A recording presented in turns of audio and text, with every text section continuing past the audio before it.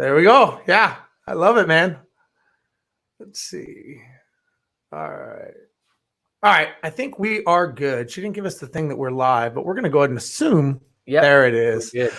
All right, ladies and gentlemen, everybody watching, welcome to Bigger Pockets, Facebook Live, YouTube Live, whatever other lives that exist in this world that we live in now. I am Steve Rozenberg, real estate investor, author, speaker, entrepreneur. I'm also the vice president of investor education for Mind Property Management. And let me just say that today, every time I think I can't get a better guest, I keep leveling up. So I love the fact that Bigger Pockets gives me the opportunity, because the young man I have today is just, it's going to be amazing. You are going to learn so much about yourself and who you are, and have some serious gut checks about kind of what you do on a daily basis. And the information you're going to learn is amazingly powerful. So make sure that if you are here, we'd like to, first of all, get some thumbs up. We'd like to see where you're from, kind of your current situation. And let me just I'm going to give you a little preface of who I have today. The way you look at life, wealth, health, everything about your world is really going to maybe call you to question it and really think twice about stuff that you bitch about, complain about, things that we all kind of take for granted on a daily basis. And as you sit here today, we all know that this is a different situation. Now, I know some people call it an emergency. I hear pandemic. I tend to disagree. I think of it as a correction, like we've gone through many other times.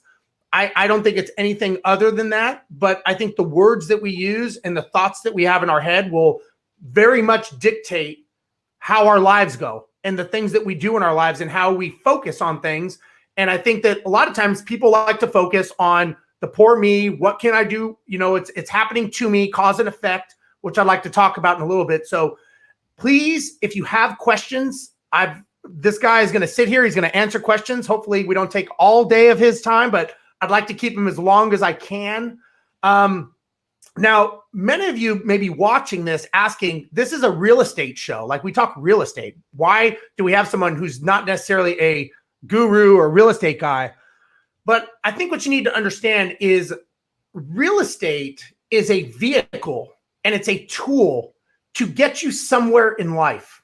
And that somewhere in life that you go to is actually what it is that you want as a result of owning real estate. So whether it's peace of mind, whether it's a satisfaction, the safety and security, it's not really the four walls and a roof that you own that you call real estate. It's what the real estate is giving you and the life that it's giving you. And your mindset of how you think about this is key, because just owning a business or being successful is nothing if you're not able to do something with it and you're not able to learn your mistakes and make sure that you capitalize. I think mistakes are the best things you can learn from, because that's the feedback. It's not failure. But some people think differently on that. But first of all, I would like to thank the guest today, Nick, and I'm going to see if I can get this right. Santonastasso. Perfect. I get that right, Nick? Yeah, that was great. I practiced that for about 5 times. So if you are living under a rock, or not the rock, because I know you're buddies with them, but if you're living under a rock and you don't know who this guy is, bodybuilder, a model, keynote speaker, high school wrestler, and 1-year alumni of the high school bowling team, I learned from growing up. I like it. Nick, thank you so much, man. I appreciate you coming on the show. Thank you for being here today. My man, I appreciate you. I'm grateful for the opportunity and to shed some light today. I love how you said, there's a ratio that we talk about, and it's how 20% of business is mechanics, 80% is psychology, right? Yeah. A lot of the things that we do in life, anyone can come in and teach mechanics. Anyone can come in and teach you how to flip a house. I mean, you don't have to reinvent the wheel. It's already there, right? But it's just like the question of, everybody knows how to lose weight, but why don't they do it? Yeah. Because the psychology gets in the way. Yeah, I agree. I mean, people, what is it? People do what they must, not what they should. They should lose weight, but they don't lose weight until they find out they have diabetes, or maybe they have lung cancer and they have to stop smoking. And then they realize, now I have to do it. So it's like, And that's the challenge. And I think a lot of people who are either going through or will shortly be going through some very tough times emotionally, financially, as a result of coming out of the backside of this coronavirus, are going to have some musts that they never thought that they were going to have, whether it's a layoff or business or real estate collapse because they weren't running their businesses correctly or they didn't set themselves up. And, you know, my background being an airline pilot and going through 9/11, I've been through those days 20 years ago. And I learned that you touch a hot stove once, you don't touch it again. And you learn from those mistakes. And what I'm hoping today is that what people get out of this is that they make their own environment, good or bad, and they can decide their own outcome. They can't decide what happens to them, but they can decide how they react. And I know, you know, we talk about victim or victor, but if we could, Nick, I'd like to start. And for those of you watching, by the way, if you have questions for Nick, put them in the comments. Make sure you give us a thumbs up because obviously Facebook likes that. If Facebook likes that, Bigger Pockets. If Bigger Pockets likes it, I keep having a job that they let me come back and do this for free for. So do that. But Nick, tell me a little bit about your background. I was very, very impressed by your parents. And I'm curious if your parents were entrepreneurs because it seemed like they had that entrepreneurial attitude with how they kind of raised you in that can do. Can you kind of give everyone a little bit about that? Yeah, that's a great question. And so, yeah, to give people context, because people are like, what is going on? I'm 23. I was born with a super rare genetic disorder called Hanhart Syndrome. And at the time of my birth in 96, I was the 12th baby in medical history that they've ever seen this happen to. And out of the 12, 8 of them have passed away due to undeveloped organs. And so either the babies are born with undeveloped limbs or undeveloped organs. And you're talking about focus. My parents made a promise and they were going to focus on the 30% of me living rather than the 70%. Because really focusing on the negative will never serve you, but also thoughts become things. You know, if my mom would have focused on that 70% while she was in labor with me, her stress levels would have went up. Maybe I wouldn't be as healthy as I am. Maybe I would have passed away. But at an early age, my parents knew the power of focus. But also growing up as an entrepreneur, I just say, my dad was a hustler. Like my dad always says, you know, that he went to the school of hard knocks, and you know he has the results. He has a PhD in results. Like he just grinds. And so there was so many ways that he made streams of revenue. But at an early age, they sat me down and they were very honest and said, Nick, you're born with no legs and one arm, and this isn't going to change, and the world out there isn't going to change either. And so from an early age, they would put, you know, challenges in front of me like my clothes. You know, and they say, all right, Nick, here's your clothes, figure it out. And, you know, they wouldn't do it for me. And they would, you know, give me verbal suggestions, but they'd make me go through the motions. They make me go through the trials and tribulations. And I'd finally figure out how to put my clothes on. And then it was my food. You know, Nick, figure out how to, you know, feed yourself. But there was 2 massively important things that they were instilling in me. And I don't know if I noticed this as a kid. I was probably pissed off that they weren't helping me put my clothes on. But the first thing was they were getting me comfortable with uncomfortable situations. And the reason being why that's so important is because humans, the number one fear of humans is fear of rejection, by the way. But another massive one that humans have is the fear of failure. And the reason why we have fear of failure is because we have the wrong relationship with failure. You know, most people think it's bad. I don't know about you, Steve, but failure is a buddy of mine. We cuddle on the weekends. We watch Netflix. You know, I cry on his shoulder. Like I run towards failure. I embrace it because on the other side of failure, massive personal growth is going to be taking place. I mean, ask yourself, do you learn more from your wins or do you learn more from your losses? Your losses. Yeah. Right. You know, they say that right now, I'll give you an example.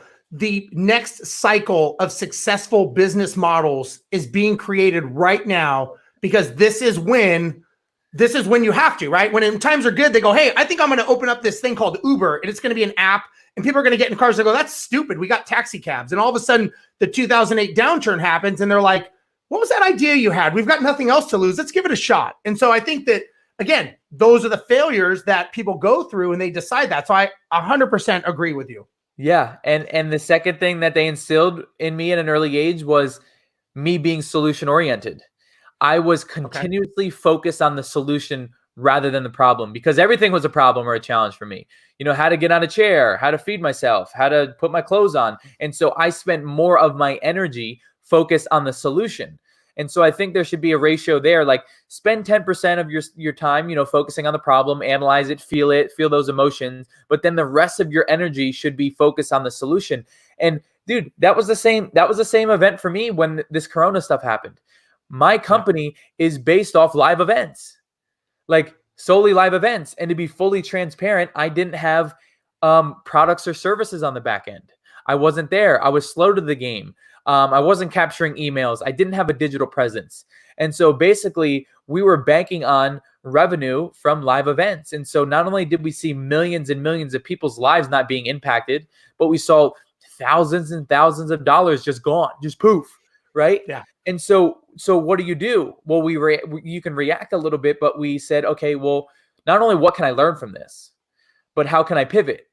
And for us, it's like, well, this gave us a time to not only be home because I'm traveling all the time, but this gave us a time to be home and evaluate our business. What are the things that we're good at? And then where are the holes that we can fill in? And so for us, it was our digital presence. Our digital presence was weak. We didn't have any products on the back end. That's why, I created Junior Victorious, and now I have another Victorious course I'm coming out with. Now me and my team are creating the foundation. So when this wave passes, because it will pass, now we have non-Nick revenue. And what that means is Nick doesn't have to be on stage for the company to make money. And that was the biggest bottleneck that we were running into is you can't scale a speaking company unless you have products and services on the back end. And we didn't have that. And so this was like a perfect time for Corona put us against the wall and said, you better pivot or you're screwed.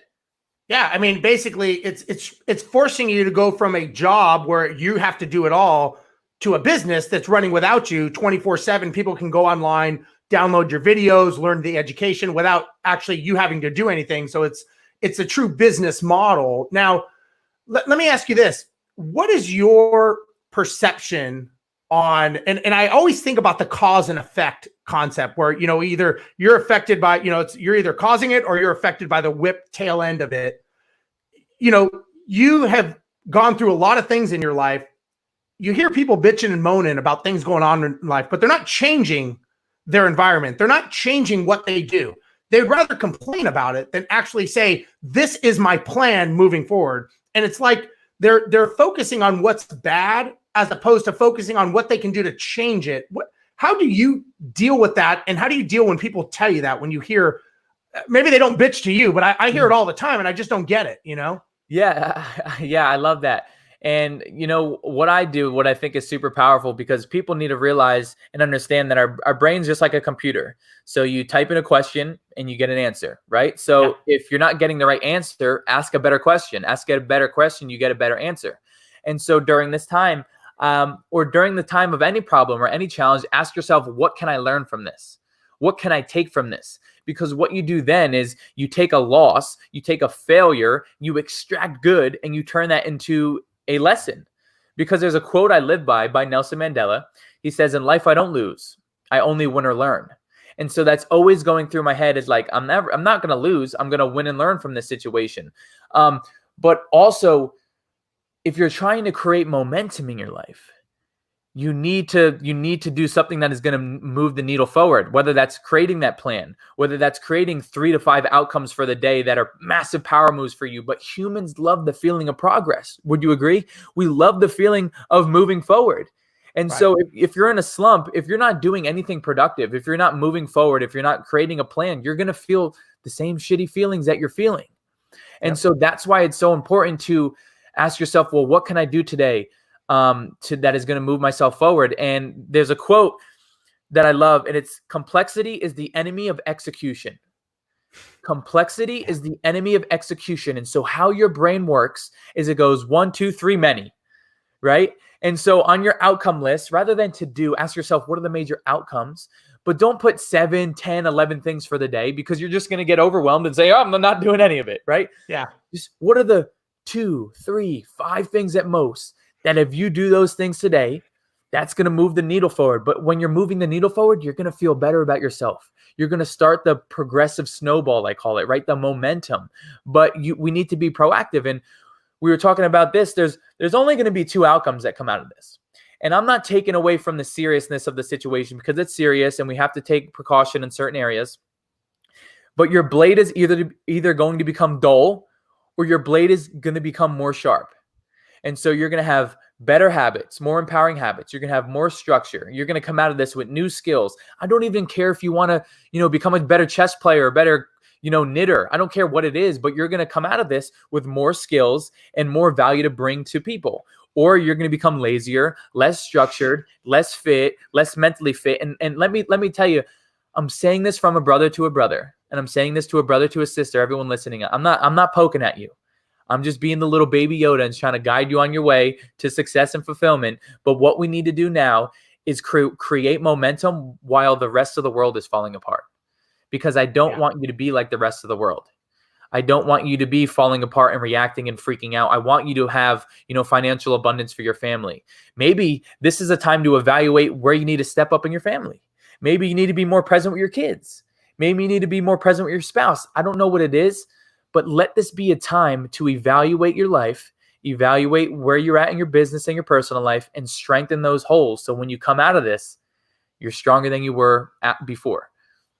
So let me ask you this. There's a lot of people, and I've learned probably some similar things to you about a lot of negative self-talk that goes through our minds. There's a lot of people who will externalize blame, internalize responsibility, or victim, victor. There's a lot of that self-talk that we all do. Like, we may sit here and listen to Steve and Nick and be like, yeah, that's great, but they don't deal with what I deal with. Like, I've got a property that the tenant's not paying their rent on, or I've got this, or they're special, right? Everyone's special. And so I've got these problems or that problems. And, to me, it's that blame, excuse, denial, or ownership, accountability, responsibility, right? And so is it constant conversations, or do you have to let people get to that rock bottom on their own and say, you know what, you're gonna have to figure this out on your own? And I think a lot of times, and I'm curious your perception of this, people listen to the wrong people, right? So like you want to hear about, if you want to know about politics, why would you, and this is just my opinion, so take it for what it's worth, but why would you listen to a musician when I want to know about politics? And it's just their view, right? It's not fact, it's just perception. But a lot of times they take that as that negative energy to justify why, well, Nick has it easy because he's got a bunch of buddies and he gets to hang out and he just goes on stage. That's not really a job, right? And so I've got bigger problems. I have real problems. So how do you get someone to see it differently, or can you? Yeah, that's a great question. And there's so many things that I want to touch on. First thing is, if you're trying to get through to someone, if you're trying to transform someone, then the moment that person feels judgment, you immediately close the door for transformation. So that person will never listen to you. So like, I'm just saying this in a general sense, is like, I always come from compassion to try to see people where they're at, not judge them for the things that they're saying. Also, people may not be educated on the underlying issue. And the underlying issue is, every time that we commit to something, every time that we say we're going to do something, right, and we don't do it, we diminish our relationship we have within ourselves. They may not know it, but you chip away at yourself. You chip away at your self-integrity. You chip away at your word. As humans, one of our most powerful things that we can take and cherish is our word. But when we commit to something and we say we're going to do it and we don't, we diminish the relationship we have within ourselves. And so you'll often notice that some of the highest achievers, they tie in their relationship they have within themselves with their productivity level, the things that they're getting done. That gives them confidence. That gives them fuel. But I don't think people realize that they're diminishing themselves every time I'm going to do this, and they don't follow through. And so maybe they're not educated on the fact that, like, every time that we don't follow through, that's chipping away at your avatar. You're pulling off a piece of armor from yourself. Right. And so if I say I'm going to do something, like, I know, like, shit, if I don't do this, like, I'm going to feel very bad about myself. But that's taking full responsibility. I know I'm going to feel less than, and I don't want to feel that. That was just like how we were talking about the gym. Like, I don't know if I can go back. But that's what I want people to realize is, like, you need to keep your word within yourself. It sounds so stupid, but that's what's going to make you have more confidence. That's what's going to make you have more pep in your step. That's what's going to make you, drive forward. And also, I think we also go through the motions as humans. I mean, like, 80% of our actions are habitual. They're all like on autopilot. And I don't think we stop and ask ourselves, why do we do what we do every day? Yeah. We've all heard it, like our why is important, but like literally you don't know how, you don't even have to know the how. You don't even know you don't know how you need to do something, but if your Right. why is powerful enough, that will reveal itself. And so I don't know what your why is for you, but like we all have tedious things that we don't want to do on a day-to-day basis.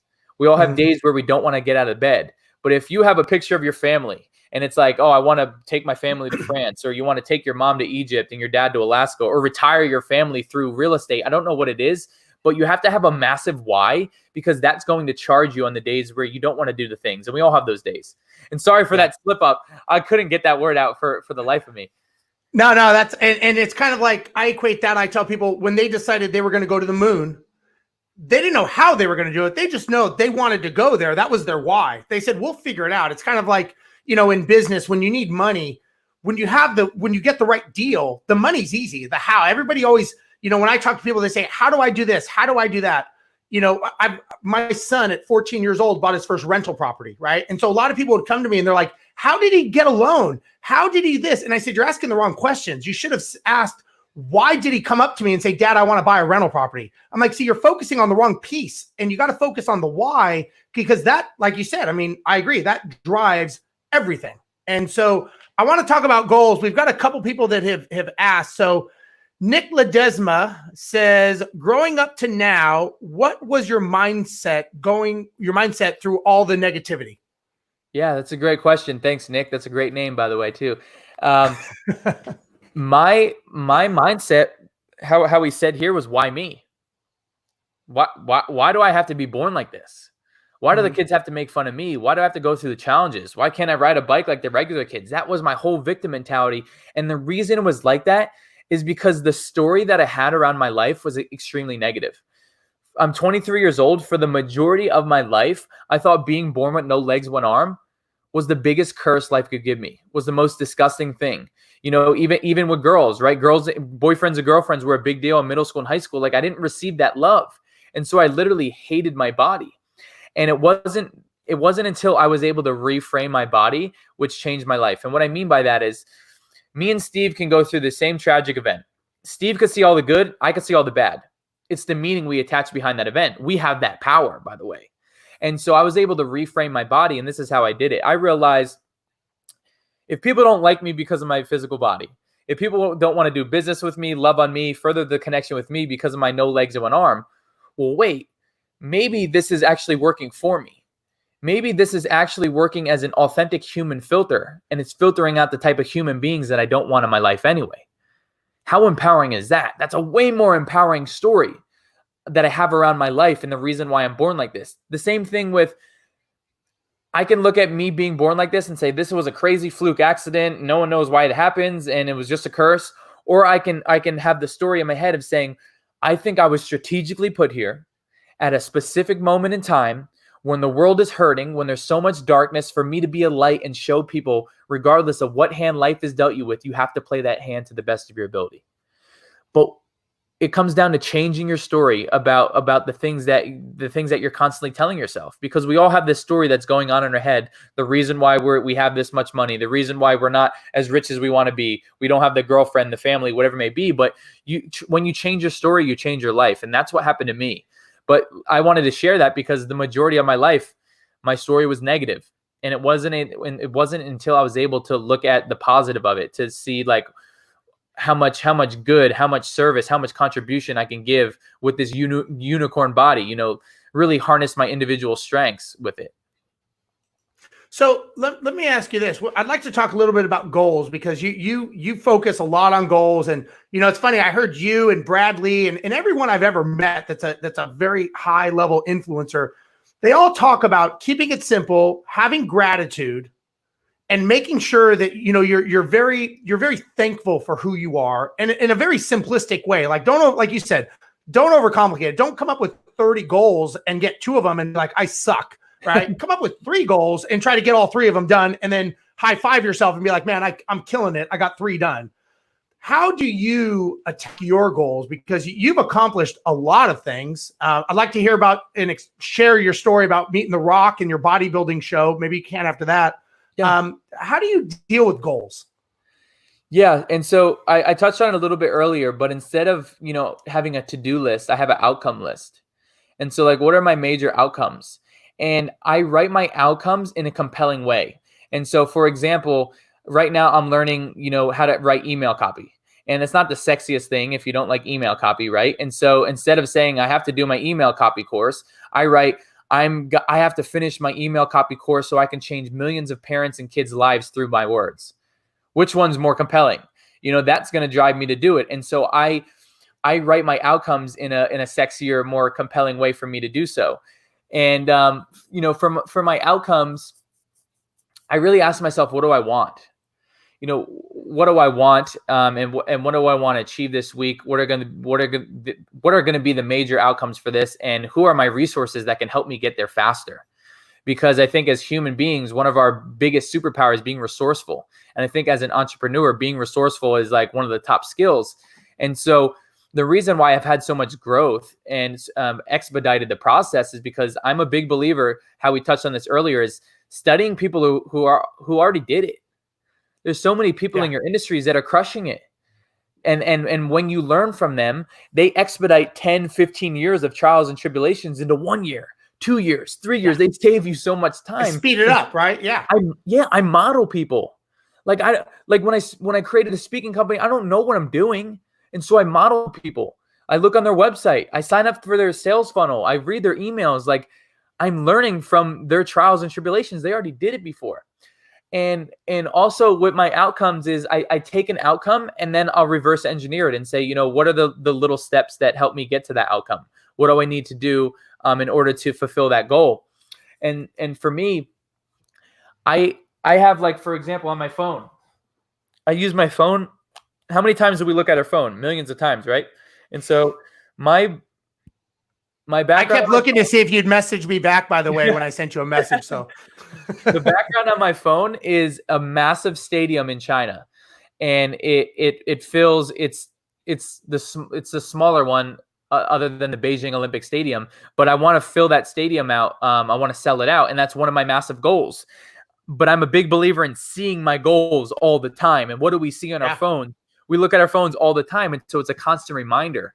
Sure. And so I always have my outcomes in mind. I always have my major power moves in mind, but I also visually see them all the time. And so whether that's, music for me, whether that's, the mindset coach for the youth, like I always see, I wake up to that, like that's right next to my bed. And so I see that. But why that's so important is because I believe strongly that you're one person away, one Zoom call away, one little shift in perspective or one piece of knowledge from changing the trajectory of your personal life and your business life. And if you constantly have your visions and your goals in mind and you're clear on them, then you'll be more inclined to see those networks. You'll be more inclined to see the resources, the one handshake away that, really gets you to the next level. Because it's like your reticular activating system, like you get that car, you get your favorite car that you've been thinking about, and then you see it on the road all the time. Why is that? Yeah. Because it's on the top of your mind. Or like for the ladies listening, you get that dress and you finally get that dress you wanted, and then you see a bunch of girls with the dress. And you're like, oh my God, this dress is everywhere. It's because it's on the top of your mind. And so if your goals, if your visions are on the top of your mind, then you're going to see the people, the networks, the resources that are helping you obtain that. Do you ever do the the reticular activating system, the I am statements and those like that? Like in the morning, you visualize what you want. Do you do that? Yeah. Do you do that or? Yeah, I do. So there's a difference between, I want to touch on this, affirmations and incantations. And so affirmations are, I'm happy, I'm happy, I'm happy. And your brain's like, I'm not happy. Like you don't say it with conviction, right? Yeah, very monotone, right? But incantations are when you embody it. You change the tonality. You really throw emotion into the words. And so for me, it's, I'm an outstanding learner. I'm a force for good. I am a student of the game. I am kind. Abundance flows through me. I am decisive. I'm evolving as a leader. I am becoming the man I'm meant to be. And I get fired up, I embody it with emotions. You can even do it in a cold shower because that will really freak you out, right? But when you do it with emotion and you change your physiology and you change the tonality of your voice every other time, then it starts to engrave in your physiology. Then it starts engraving your nervous system. But affirmations are like in your head, I'm happy, I'm happy, I'm happy. It doesn't do it. And so mine are more incantations. One of my anchors is I hit my chest. I do it on stage. It gets me back in my state. But those are the things that I go through. And we were talking about positive self-talk. The listeners right now, you can self-reflect. Is the majority of your inner dialogue negative or positive? It's probably negative, because as achievers, as go, when we achieve something, the things that go through our head were, I could have done it faster. I could have done it more efficient. I could have done it better, right? Those are the things that go through our head. And so self-praise is important. Self-praise is important because it's easy to feel like a loser when you don't keep score. Yeah. It's easy to feel like a loser when you don't keep score. And who doesn't keep score often? The achievers, the people that go. And so, guys and girls, self-reflect on the little wins for the day. Self-reflect on the major wins for that day, the week, with your team, because that's going to add fuel to your fire. But you need to self-praise yourself. We need to self-reflect. I have low days. I have days where I get out of bed and I'm like, man, I'm not doing enough. And it takes me coming on a podcast and someone introing me and labeling off some of the things I did for me to be like, oh my God, like I did do all that at 20. I'm a stud. You know? Let me ask you this. Let me flip it another way.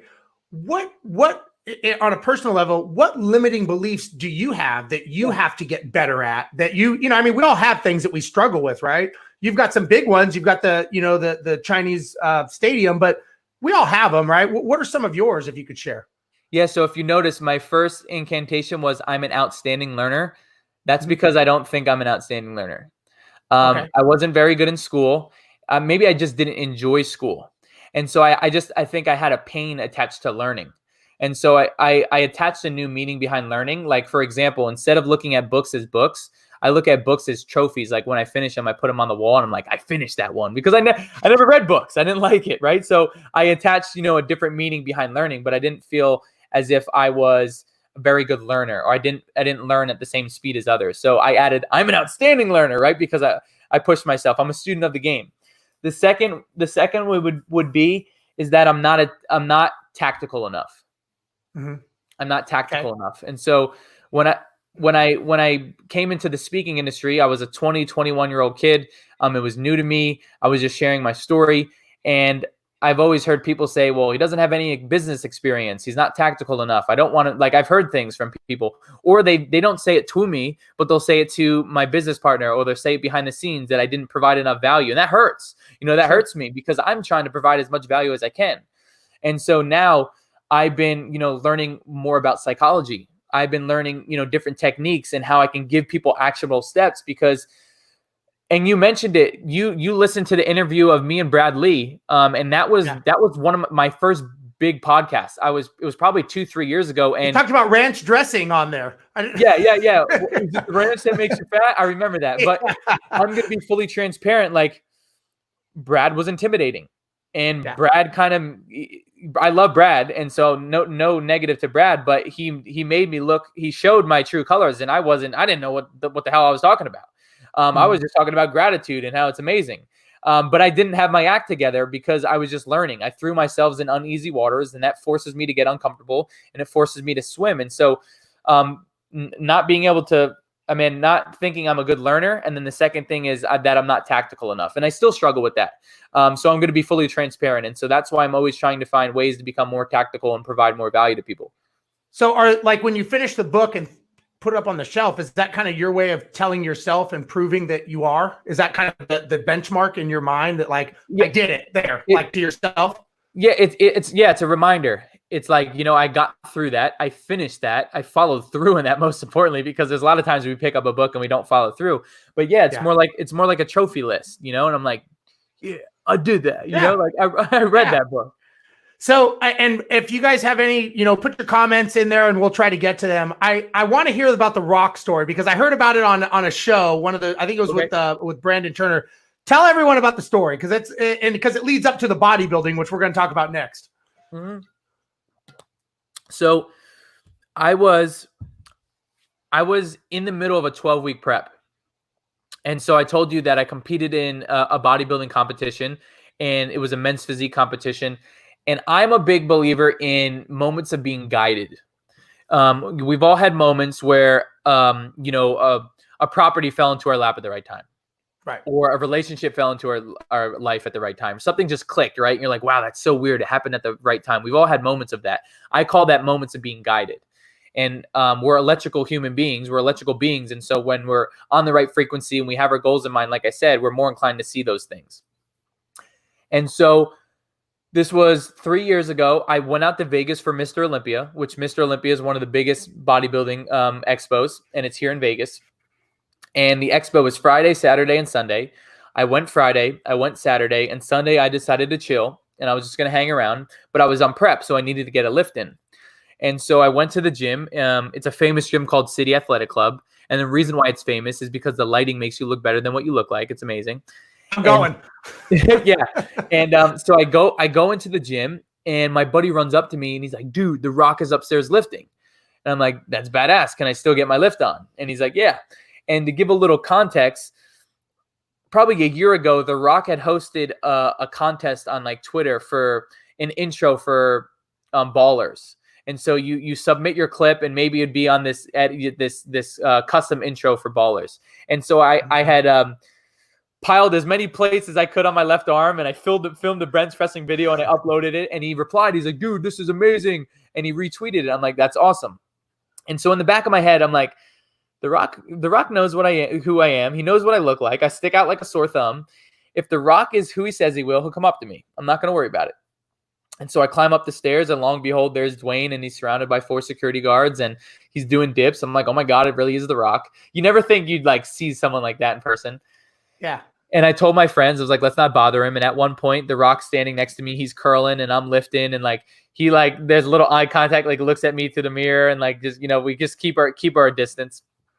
And there was other famous. Was it that cool? Like, hey, was it the literally it was just like he was like in his zone, and he like looked over and like just got back to his lift. And there was other famous people in there. CT Fletcher was in there. Kai Green was in there at the time. Yeah, it was popping off. Yeah. And about 45 minutes later, The Rock goes over into the corner. He takes his headphones off, and everybody bombards him. And so he's getting bombarded, taking pictures. And his security guard comes up to me, and he goes, "You're Nick." And I'm like, "I'm Nick, brother. No, not many people look like this." And he's like, "Can Dwayne meet you?" And I'm like, "Dude, absolutely." He's like, "Yeah, Dwayne wants to meet you. I'll escort you over to a corner, and then you'll meet him." And so it was this private interaction. They told everyone, like, get away from The Rock, and they escorted him over to me, and he got down on my level, and he said, "Dude, I'm such a big fan. I love what you do. Can I have a picture with you?" And inside, I'm like, oh my God, it's Dwayne Johnson. I'm freaking out. But on the outside, I'm like, yeah, sure, bro. I can drop my set. We can get a picture. I'll never forget that. And that's the type of guy he is, right? Like, he's like, dude, I'm such a big fan. I love what you do. And we took the picture together. And I look, and this is the important part. I looked at him. I said, dude, I'm going to do what you did. And he said, Nick, what do you mean? I said, well, dude, you're The Rock. I said, people knew you for football, and then WWE wrestling, and then you took over the world. Literally, like when The Rock retired from WWE and he tried to become an actor, they told him he was crazy. They told him, dude, you stick out like a sore thumb. You'll never be an actor. There's no role for you. Whoa, this is crazy. And he never believed them. He always believed in his vision and that he was confident in his ability to obtain it. And so I was like, dude, I'm going to become a speaker. I'm going to write a book. I'm going to become the first Calvin Klein model with no legs. I'm going to do it all. And he looked at me. He's like, dude, you're right. He's like, because people like you and I, they put us in any industry and we adapt and overcome. We pivot. We figure it out. We never give up. And I'm like, dude, it was just like a moment of confirmation for me, right? That I was going in the right direction. And I was like, we took a picture. He's like, dude, you look great. And I'm like, the only reason why I look this good is because I'm literally 2 weeks out from my competition. And he's like, when's your competition? They wrote down the date, and we went on with our life. And then 3 weeks later, I'm backstage and I'm pumping up for my competition. And my trainer comes up to me and goes, dude, The Rock just posted you on his Instagram. And he remembered the date of my bodybuilding competition, and he wanted to post on that day. And he posted me and he tagged me, and it blew up. And I went out there and I took third against able-bodied guys and almost passed out from dehydration, but I was there and I did it. And but just a moment of, like I said, confirmation. We're all going to have moments in our life that we're going in the right direction. It doesn't have to be a person like The Rock. It could be the impact you made on a neighbor or a client or a customer, but there's going to be moments that, fuel you to keep going. And so that's my story about The Rock. And I always want to stay in the back of his mind because I want to do a movie with him. And so I'm always like tagging him and message him and blowing his spot up. That's cool. That's cool. What, let me ask you this. What could other people take from what you've done? Like the whole bodybuilding, because you and I were talking before about working out and getting into that whole world. And now it's, it's part of your life, right? To me, it's like breathing as far as I'm concerned when doing something every day. And it sounds like you're the same. We're very aligned. Yeah. How do you explain that to other people to like kind of get them to understand that it's more than just moving weights from zero here to here, here to here. There's something mental cathartic about it, I think. Yeah. So I like cars, so I'm going to use a car analogy. And so we only get one body for what I know, and our body is our temple. And so I view myself as a Ferrari. And if you put regular gas into a Ferrari, how is that Ferrari going to perform? Probably shitty. Not like a Ferrari should perform. Yeah. Right. And so that's the same thing with your body. Imagine how much higher of optimal level your body is going to be, and your mind, if you're putting the right fuels into your body, right? You're going to be operating at a higher level, but also that it goes deeper. We were talking about this before. When you put your body under stress, whether that's going on a jog, a run, lifting weights, doing resistance, push-ups, whatever it may be, when you put your body in a stressful state, your body then releases dopamine, what my buddy calls awesome sauce, the stuff that makes you feel amazing. And, we were talking about this. You may not, like in the beginning, you may not want to go for that run. You may not want to do that lift. But afterwards, we always all say the same thing. Oh, like that sucked, but I feel so much better. I feel so much better about myself. That's because you put your body under a stressful state and you change your physiology. And so I fell in love with not only the physical aspect, but the mental aspect. And, like the meathead thing to say is, there's going to be a lot of things that switch up on you in your life, but a 45-pound plate will always be a 45-pound plate. It will always have your back, right? You go into the gym and it never leaves you. It never switches up on you. It doesn't judge you. It doesn't do anything. It's just there every day. Every day you go there, it's loyal. It's there. Yeah. And so you notice, have you ever got a really good idea when you're in the shower? It's because your body's changed. Your body's in a different state. The water's hitting you. Maybe it's colder water, but you're going to create better ideas. You're going to find better solutions when you change your body. Like when I'm doing cardio, I get some of the best ideas. Like nowadays, I don't even listen to anything. I don't listen to music or podcasts during cardio because I just want to be one with myself. I just want to be one with my thoughts and hear what's going on in my head, and whatever pops up. It's like little flashes, little downloads I get. And so especially now during quarantine, I would highly suggest that you guys schedule 15, 20-minute intervals that you're moving your body. Whether that's jumping jacks, doing push-ups, jogging in place, because you're going to be sitting in your house all day. Your physiology is going to change. Your shoulders are going to, shoulders are going to slouch. Your voice is going to go monotone. And by you moving your body, it's going to give you a full recharge. You don't even need coffee. It's going to basically recharge yourself and get you through the rest of the day. But especially now with the quarantine, I would highly suggest you move your body. And you can even make it into a family activity and go for a family workout or a family jog. What better way to spend more time with your kids and your loved ones? So let me ask you this, Nick. Like this is a show about it. It's not a show about it, but Bigger Pockets is all about investing, getting wealthier, understanding, happiness at a core level. For you, in your mind, what does wealth, health, happiness, like, how do you picture that for you? Like, what is that? What does Nick's, Disneyland at the end of the rainbow look like for you? Yeah, absolutely. That's a great question.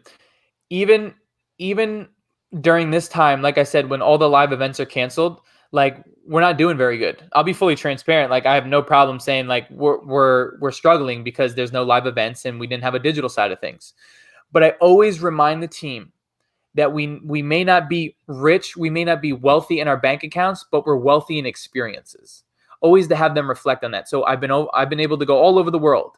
I've been able to go to some of the amazing spots, the Great Wall of China, Hawaii. Like I love these places, Alaska. Mm-hmm. And so even if I don't have all the money necessarily now, I always remind myself that I'm wealthy in experiences. I'm wealthy in health, right?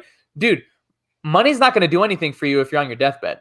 Steve Jobs showed that. Steve Jobs was the greatest example of that. And so that's why we're pushing the health thing as well, because your money's nothing if you can't be there to spend it or be there to spend it on your family. But the Disneyland for Nick, to be honest, this might shock a little bit of people, is I want to be traveling full time for my music. And not a lot of people know that, but my biggest dream, my biggest ambition when I was 14, 15, my whole life was to be a rapper or singer.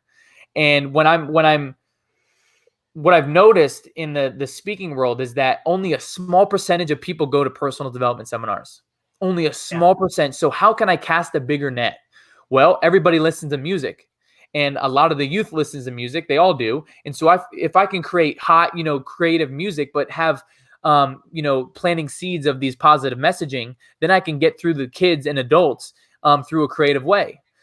So my Disneyland would be, traveling for music, speaking at high celebrity events, but literally financially, I want enough recurring revenue that covers all my expenses, and enough to spoil the people. Like, I get off by spoiling the people around me. Like, I want money for me, but I more want money for what I can give, because that's what fulfills me, is giving people experiences that they don't think they could ever have. Right. And so when I was talking about your why, how I said, take your mom to Egypt, your dad to Alaska, those are mine. Those are the things that I want to do with that's my your family. why. Yeah, exactly. And also, as in real estate, my goal in the next 2-3 years is to retire my parents by buying a house out here that has a guest house. And that way they can just live, and they don't have to pay a mortgage. And right now we have an Airbnb in Tampa. And luckily for us, Tom Brady just got drafted to the Buccaneers. So and we live the Airbnb is like 5 minutes from the stadium. And so we already blocked off the Super Bowl dates for a very high price. But that's going to be something that we're also focusing is, I like the Airbnbs and creating that recurring revenue model. And that's exactly what we're doing with like Junior Victorious and stuff. That's all recurring revenue. So that gives us time to travel around the world. I could do live calls from anywhere in the world, and I don't have to be on stage and traveling 80% of the year anymore. So that's like my ideal. So let me ask you this: when it sounds like you do a lot for or you're trying to do more for kids. I'd like to hear more about the video concept of what you're doing on the education, because I'm sure a lot of people on here, and if anyone, I'm curious how many people do things with their kids. Let me back up a second. My perception of investors in general, entrepreneurs, we'll say entrepreneurs, I always tell people that we're very selfish people. And the reason I say that is we sit here and we listen to these podcasts, right? We go to webinars, we take courses, but we never actually share it with anyone else in our family. We don't teach it to our children. We may give our children the wealth, but we don't actually teach them the why, right? We don't share it with our spouses, loved ones. We kind of keep it encapsulated, which to me is selfish, right? You're doing this, you should be giving it out. And so I think that's a challenge as investors or entrepreneurs in general that we do. We kind of think that I should do it. I should, basically shoulder all of this, and I'll do it myself. Everyone out of my way. I'm a hero. Let me show you how good I am and how smart I am, which is why, unfortunately, a lot of people fail. But it sounds like you're kind of doing something for the youth. I'm curious what that is, because I've heard you mention it a couple times. Yeah, absolutely. See, I know what it feels like to be an unconfident, depressed, suicidal teenager. And I'm not saying that, everybody's kid is suicidal, but what I'm saying is, what I know is that there's kids with full limbs that are struggling. They're struggling mentally. Right. They can't see the good in the world. They don't have confidence. They don't have self-integrity. They don't know what it is. They're just uneducated. And that's not our fault. There's some things in school that aren't taught. And so, and I also know that my greatest gift before I leave this planet is trickling down my victorious mindset to the youth. So when they come up and they're adults, that they can take over the world and live happy, fulfilled lives. And so a lot of the stuff that kids are consuming is not very positive. There's a lot of negativity on social media, on the TV, and our mind is like a garden, right? And if we don't tend that garden, weeds are going to grow. And so I created Junior Victorious with the team. And basically it's a 52-week journey where every single Sunday I roll out a video lesson, a mini video lesson, because attention spans aren't very long. So it's straight to the point, a mini video lesson to your kid, taking them through the acronym of Victorious. So like the first month is V. At the end of that month, V stands for vision. At the end of that month, your kid's going to know why vision is important to them. How can they cultivate a compelling vision for their future? The actual steps to obtain that vision. And then they create a vision board and how they can communicate it to others. And it goes all the way through it. The next one is I, right? You can't have a vision if you don't have integrity to yourself. And then the last one's my favorite, how you were talking about, is service. Now that I've taught you all these things, it is your job, it is your duty to go trickle it down to other kids and boys and girls. And so that's what Junior Victorious is. And I just want parents to have peace of mind knowing their kids are consuming life-changing content and not BS. And I know how much people's legacy means to them, right? And I know that you can't spend a lot of time. Maybe you're hustling, right? That, like you said, we're very selfish. And so I want to be there just to know that your kids are at least one day a week are listening to something that could transform their life, because kids are very receptive. They're like sponges and they learn faster than us. And so what we're doing is we're just planting seeds. And those seeds may grow in a week, a month, a year, but we're planting seeds and life lessons so they can adopt them and just really live victorious lives, right? That's awesome. So this is something that people can get, and is it like a Brad Lee thing where it's a membership and they can kind of get it on a monthly basis? Yeah, so it's a membership program. So you'll unlock a video every Sunday, and we also do group coaching with the kids on Zoom, and we give away a free trial. So if you don't like it, if you didn't get value from it, you don't sign up. But we're giving away a 2-week free trial at the website of mindofavictor.com. Mindofavictor.com. That's cool, man. I to me, like, that's what we should be doing, right? We should be giving back, and we get so caught up in our own problems. We call them problems. They're good problem to have, right? But they're, however we look at it, but we never actually think of how can I take this lesson and turn it into something else. And I think that, we're all brought up from different backgrounds. We have different upbringings. We have different environments, right? I've been all over the world. You've been all over the world. But for some reason, when it gets to the perception is we should all have the same outcome of winning. And I think, how is that realistic? We all come from different variations, but we're all supposed to be at this line. And it's kind of like you said, it's like one person has 3 tasks to complete. The other person has 50. The other person has 20. But we're all supposed to be at this medium level 0 line. It just doesn't seem realistic to make that happen, because we're not actually showing anyone how to get to those parts. We're not giving them the roadmap to get there, is my perception. I'm not sure what your thoughts are. Yeah. Like I said, my version of success, or my vision of success, is mine. And what I mean by that is if your vision of success is the 9 to 5 and you have the white picket fence, like, go strive for that. Like, don't feel obligated that you have to do some other things because everyone else. But I would highly suggest people get very clear on what does success mean to you? What is success to you? Because it's going to be different for the other guy. Like, your version of success is different than mine. And now you know what makes you feel good and how you can obtain that. And you don't want other people's version of success to really mess up your painting, mess up your painting and your picture of, because then you'll start doing things. It distorts it after a while, right? Yeah. I mean, it basically, all of a sudden you're like, well, maybe this doesn't make me happy. I don't know. They're not happy with it. Why should I be? Yeah. And now you don't even know what happiness is, because you don't have a focal point of your own to do that. Yeah. And so that's what I would tell. And like I said, with the kids, that's the future, man. Like, I don't know how long I'm going to be around. I don't know how long you're going to be around, but the least I could do, the greatest gift I could do, is give what I've learned down to the youth, because they're going to come up and they're going to know they're going to know all these things. They're going to know about how to teach vision and the power of integrity, and the path to fulfillment is really contribution and growth. It's not the materialistic things that they think it is. Like, that's the stuff we need to be teaching the youth, especially because we live in an expectation generation. Everything's expected. No one really appreciates anymore. Yeah, I agree. So somebody, Nicole Sita, says, could I use this for smaller kids, or maybe could you make one with easy, smaller kid lingo? Yeah, so thanks, Nicole, for the question. This program is roughly from anywhere from 9 to 18. And so 9 to 18, I think that is the sweet spot. And the videos are very short. The actionable steps are not very hard. It was funny. I want to share a story real quick, because we also give out a victorious course, which is for entrepreneurs and adults. And this mom had messaged me, and she's like, this video is pretty high level for my 8-year-old, but he created his core values. And I'm like, oh my God, you're that wasn't the video. You're doing the adult program. And so Junior Victorious, what I did is I brought in an expert that has crafted curriculums for kids his whole life.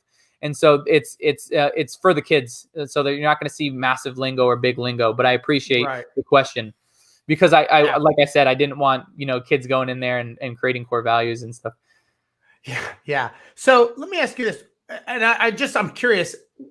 I'm going to shift gears a little bit here on you. What does a typical day look like for you? I'm curious. What is a Nick day? Now, I'm not talking coronavirus day. I'm talking a standard Nick day on, January 20th, pre all catastrophes. Yeah. So if I wake up home, if I'm in my bed, I'll wake up, do my incantations, really reflect on that I got another day. I think that's my main one, is like, oh, I got another day, like another chance to get after it. And then we have a team meeting. We have a team meeting every day, and it could be a small meeting, but it's just to touch base. And it's just to see, where is everyone at? How can we assist each other? What do you need help on? And let's just go over our outcomes for the day again. And so everyone's clear, because clarity is power. So we want to have, clarity on the day. And then for me, I've delegated my calendar. So basically I only focus on my calendar of what my buddies schedule in, what my business partners schedule in. So I'll take a look at my calendar and I'll get after that. And now, since I'm living in Vegas, we moved to Vegas for more proximity of the speaking engagements. And so what it looked like before the shutdown was that I would go in and I would meet event planners. Like I'd go physically meet event planners. Or what we've been doing is, because we plant seeds everywhere, is we'll go to hotels and there's always conferences going on. And so like, we'll start asking questions like, what kind of conference is this? And we'll go in there and we'll introduce and try to find the playmakers and really just soak up all the resources that Vegas has to give us. And then other than that, it's either podcast, or I'm just trying to learn new skills so I can provide more value. But definitely getting in my lift. And I also spend time, I schedule times of stillness. And I think that's really important for people, is to schedule times of stillness, because after about 5 minutes of you shutting up and not talking to anyone and not listening to any music, you finally hear the true thoughts of the true voice of you. And so now you can really analyze are the thoughts that are going through my head, are they empowering? Are they disempowering? How can I change them? What am I feeling? But after about 5 minutes of stillness, you get to really hear you. And I don't think people do that much. I think we get caught up in our day-to-day. And also for the first 10, 20, 30 minutes of when I wake up, I don't look at my phone. Because usually there's a text message, there's an email, there's a phone call. It's never good. It's never good. Yeah. And so why don't you just give yourself the gift of being a human being and just be one with yourself for that moment? Get your mind ready for the day. Don't dive into social media. Something's going to trigger you. You know it. And so just put your phone aside and really give yourself stillness, because I think that's one of the most powerful therapeutic things you could do, is just really sitting in stillness, whatever that meditation for you is. Wow, that's powerful, man. I never thought of doing that. That's good to know. I'm gonna have to give that a shot. All right, man. One last question I have, and if anyone else has any, we can do that. But what would you like? What do you want to be remembered for? Like in your mind, like what do you when you leave this earth, what do you want them to say? Like Nick was, boom. Yeah, Nick was compassionate. Nick gave everything. Nick gave everything for people, and he really just wanted to contribute as much as he can. And that's the one thing that I want to be remembered for, to be honest, is like, man, that guy gave it his all. And he showed us that it wasn't the physical body that holds us back. The biggest disability you can have is a bad mindset. He was a walking, hopping testimonial of it. And that's why I want to, be in all these industries and take over, to show people that you may not have no legs and one arm. You probably don't, but we all have unique creative ways that we can harness our individual strengths. We all have individual strengths and superpowers that make us us. And how can we harness those to provide more value to people? How can we provide those to, how can we use those to provide more perspective and contribute more? And I just really want to, it would be hard to shift the whole consciousness of the world. I mean, that's a massive job. But if I can just get people to look at the world a little bit differently, that's my main job. People call me a speaker, inspirational speaker. I call myself a shifter of perspectives, because I think perspective is the most powerful thing on this earth. And if you can look at the world a little bit differently than you did the day before, then I got you. I got you. I made you think about things and realize that, like you said, our problems, we most likely make our problems. But the reality of it is that our problems become gifts once we learn from them. So we better embrace our problems. Man, that is powerful. That is powerful. Well, Nick, thank you so much for your time today, man. I think everybody, myself included, I got a lot out of this that I've got to rethink some things. And so it helped me. If somebody wants to know about the Victorious, how do they find that again, just so people can see it? Yeah. So the free trial is at mindofavictor.com. So mindofavictor.com. And then you'll basically, that 2 weeks will consist of 2 Sundays. You'll get a video lesson from me. The parents get a private Facebook community where I bring in other thought leaders and people like my parents. And then your kid will get 2 group coaching sessions on Zoom with me with other kids. So it's pretty cool. That's awesome, man. That's awesome. Well, Nick, I won't take up any more of your time. We've had an hour on here, man. So it flew by. And again, thank you for your time. It's just awesome, man. You're a good guy, man. I'd love to go train with you, man. When I'm in Vegas, I'm going to look you up, man, so we can go do some training a little bit. Dude, absolutely. You can give me some lessons there. And for those of you on Facebook and YouTube, thank you for watching. I'll be back next Thursday. And everybody, hope you stay safe. Have a great week and be thankful for everything that you have. So on behalf of Nick and myself, thank you for watching. We'll catch you guys next time.